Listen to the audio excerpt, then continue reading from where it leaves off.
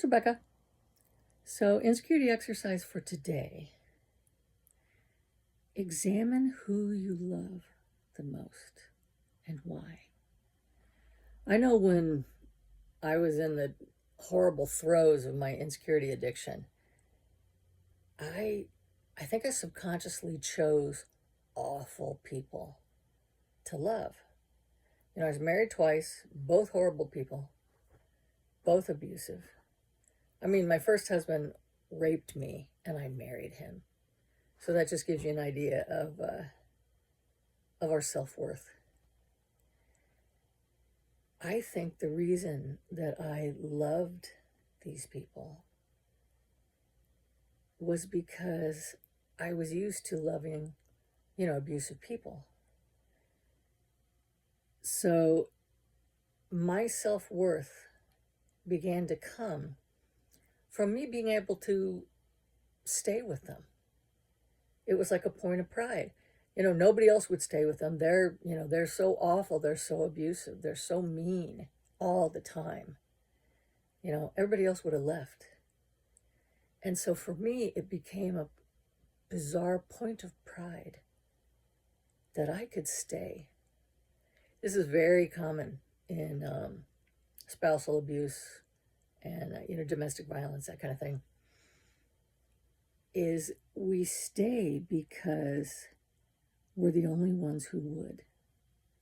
And without us, these awful people would be alone. And that gave us self-worth, which is a really skewed, weird, completely incorrect way to think. But it was what I was used to, and I clung to it. My first husband, thankfully, we only lasted 2 years. My second husband, 14 years. And then I kind of gravitated toward some pretty lousy friends too. I was very lucky. I had really great friends as well.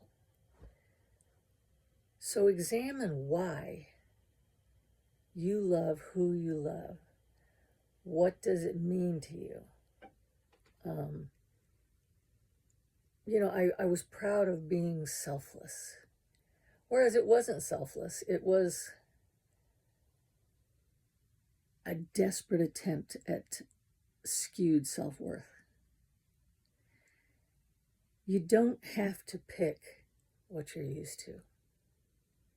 You can step outside of your comfortable, hellhole and find peace.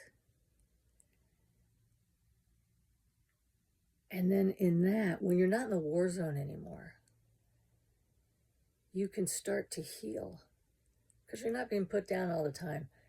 And, if you do the exercises where you stop your vicious inner dialogue as well, or stop making jokes about yourself to other people so that they will laugh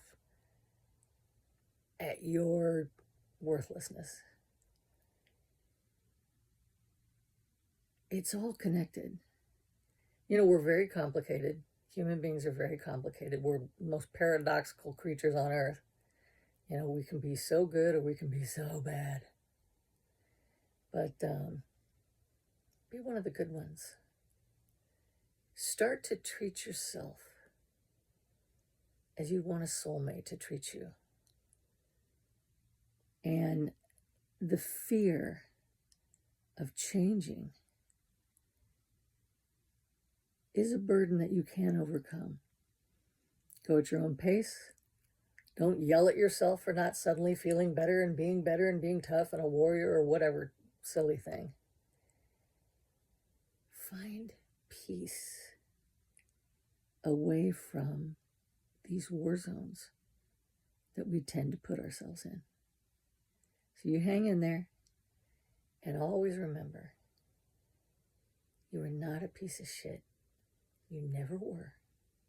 It was always a lie.